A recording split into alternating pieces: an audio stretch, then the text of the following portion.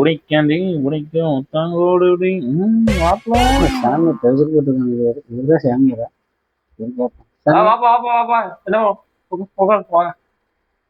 சாமி நீங்க தானா? நான் தான்ப்பா. டவுசர் போட்டு வந்திருக்கீங்களா? சண்டே இல்ல, லீவ் விட்டுருக்கு. சாதகம் ஒண்ணு பாக்கணும். ஆல்ரெடி உங்களை பாத்துட்டு போனதுதான். ஜாதகத்தை அப்படியே கீழே வைங்கப்பா. ஓகே.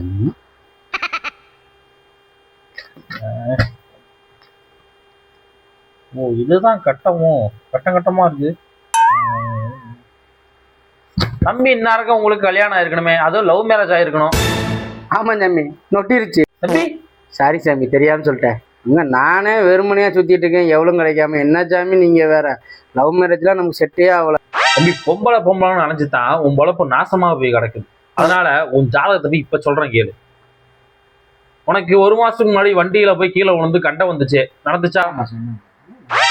தம்பி, உன் தொடக்கால ஒரு மச்சம் இருக்கணும், இருக்கா?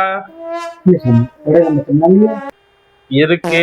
ஊர்ல இருக்கிறவனுக்கு தண்ணியில கண்ட மாதிரி உனக்கு தக்காளியில கண்டம் இருக்குது. எது தக்காளியா? ஆமா. தக்காளியில எப்படி சாமி கண்டம்? சாமி சொன்னா கேட்டுக்கணும். தம்பி, இப்ப சனி வந்து சாயங்காலம் வீட்டுக்கு போயிருக்கு. சாயங்காலமா? சந்திரன் சூரியனை சந்திக்க போயிருக்குது. ராகும் யமுனும் தான் எதிர நிக்கிறாங்க. அந்த கேப்ல பார்த்து உனக்கு கல்யாணம் நடக்கும் அப்படின்னு நம்பிக்கை வெயி. கண்டிப்பா நடக்கும். தொழில் பதிலாம் உனக்கு எப்படி இருக்கு? ரொம்ப பிரமாதமா இருக்கு. நீ இதுவரைக்கும் உருப்படாத காரணம் பொண்ணு பக்கம் மட்டும் போனதா தெரியல. நீ வேற ஏதோ பக்கம் தெரிஞ்சிட்டு இருந்திருக்க. இதுக்கு மேல உற்று தகரம், ஆறு, இரும்பு, கோடு, வலை இது பக்கத்துல சுத்தி இருந்து பார்த்து வேலை. தம்பி, நீங்க சாமியாரா இல்ல எப்படி? தொடகளெல்லாம் பேசிய